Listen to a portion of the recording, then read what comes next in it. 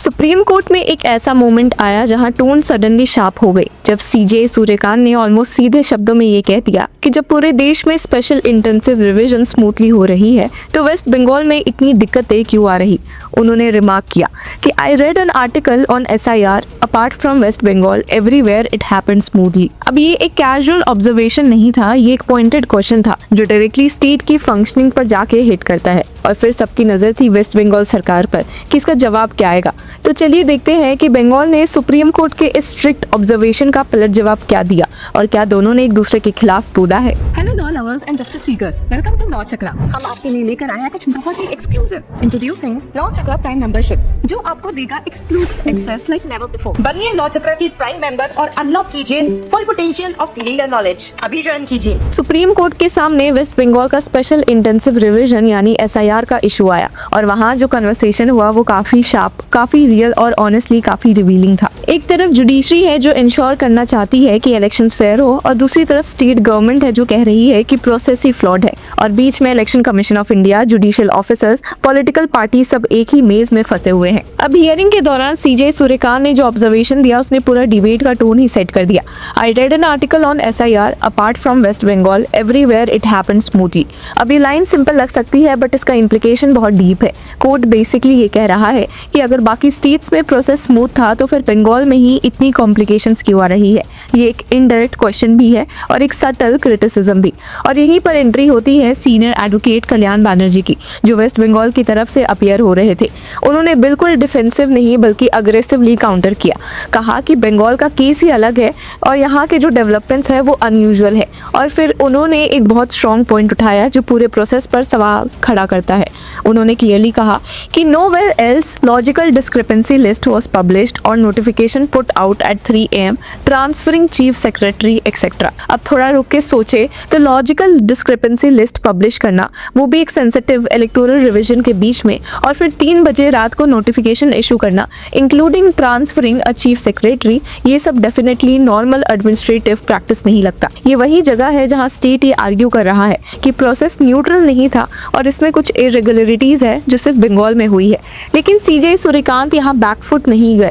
उन्होंने कामली रिस्पॉन्ड किया और कहा कि yes there are problems in other states also if not more.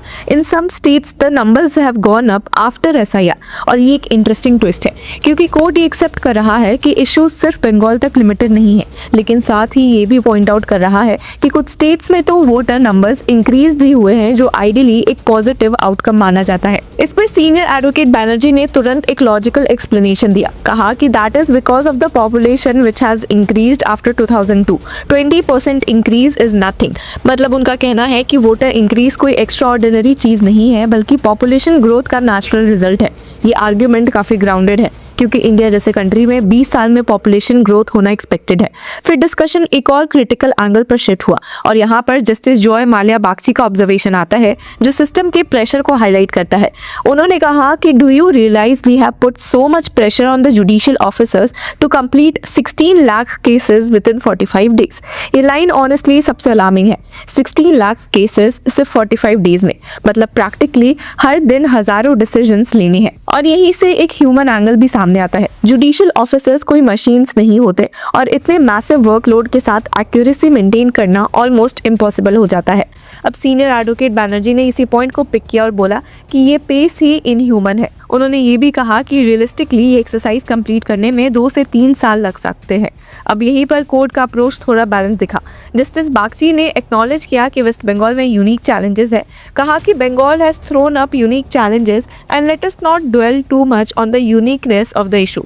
We will ensure that the democratically protected right to vote can be exercised.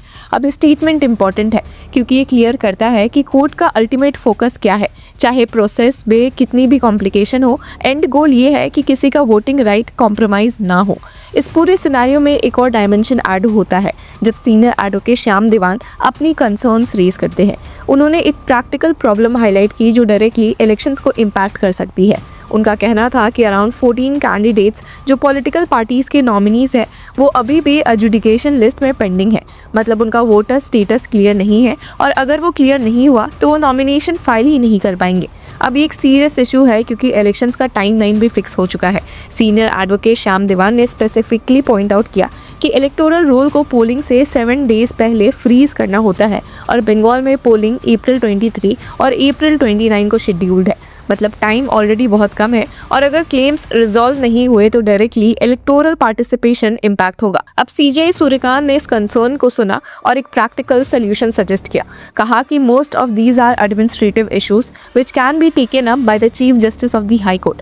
मतलब supreme court ये कह रहा है कि हर इशू उनके पास लाने की जरूरत नहीं है, कुछ चीजें कैलकाटा हाई कोर्ट लेवल पर एफिशिएंटली हैंडल की जा सकती है। अब उन्होंने ये भी ऐड किया कि पॉलिटिकल पार्टीज एजुडिकेटिंग ऑफिसर्स के पास भी अप्रोच कर सकते हैं। ये एक डिसेंट्रलाइज्ड अप्रोच है जहां हर इशू के लिए सुप्रीम कोर्ट पर डिपेंडेंसी कम की जा रही है। इससे प्रोसेस स्पीड अप हो सकता है, एटलीस्ट थियोरेटिकली। अब थोड़ा बैकग्राउंड भी समझते हैं। ये सब डिस्कशन एक्चुअली सुप्रीम कोर्ट के मार्च 10 के ऑर्डर के कंटेक्स्ट में हो रहा है। उस ऑर्डर में कोर्ट ने डायरेक्ट किया था कि जुडिशियल ऑफिसर्स को डिप्लॉय किया जाए ताकि वोटर इंक्लूजन के क्लेम्स और ऑब्जेक्शंस को एडजुडिकेट किया जा सके। अब ये एक अनयूजुअल स्टेप है क्योंकि नॉर्मली ये काम इलेक्शन मशीनरी हैंडल करती है, लेकिन यहाँ जुडिशरी को डायरेक्टली इन्वॉल्व किया गया। कोर्ट ने ये भी सजेस्ट किया कि chief justice of Calcutta high court justice Sujay Paul एक स्पेशल अपीलेट बेंच कॉन्स्टिट्यूट कर सकते हैं जो अपील्स को सुने। इसका मतलब ये है कि एक मल्टी लेयर्ड मैकेनिज्म क्रिएट किया गया है जहां फर्स्ट लेवल पर जुडिशियल ऑफिसर्स डिसाइड करेंगे और फिर अपील्स एक डेडिकेटेड बेंच के पास जाएगी। अब इस पूरे एक्सरसाइज का मेन ऑब्जेक्टिव ये है कि इलेक्टोरल रोल्स एक्यूरेट हो बिफोर इलेक्शंस, क्योंकि अगर वोटर लिस्ट ही फ्लॉड हो तो पूरा इलेक्शन प्रोसेस ही क्वेश्चनेबल हो जाता है। लेकिन प्रॉब्लम ये है कि एक्यूरेसी और स्पीड के बीच एक कॉन्स्टेंट ट्रेड ऑफ है। अगर आप जल्दी करोगे तो एरर्स होने के चांसेस बढ़ जाते हैं और अगर आप थ्रू वेरिफिकेशन करोगे तो टाइम लगता है। अब वेस्ट बंगाल का स्टैंड बेसिकली ये है कि प्रोसेस को अननेसेसरली रश किया जा रहा है और इस वजह से इरेगुलरिटीज़ हो रही है। सुप्रीम कोर्ट का स्टैंड ये है कि इश्यूज़ हैं लेकिन उन्हें मैनेज किया जा सकता है और अल्टीमेट गोल कॉम्प्रोमाइज़ नहीं होना चाहिए। अब ये केस एक लार्जर क्वेश्चन भी रेज करता है कि इंडिया जैसे बड़े डेमोक्रेसी में इलेक्टोरल रोल रिवीजन कैसे कंडक्ट होना चाहिए। क्या स्पीड को प्रायोरिटी दी जाए या एक्यूरेसी को? क्या जुडिशरी को इतना डीपली इन्वॉल्व होना चाहिए या इलेक्शन बॉडीज़ को ज़्यादा ऑटोनॉमी मिलनी चाहिए? तो व्यूअर्स, आपकी क्या राय है? Do let us know in the comment section. Until then keep following law चक्र।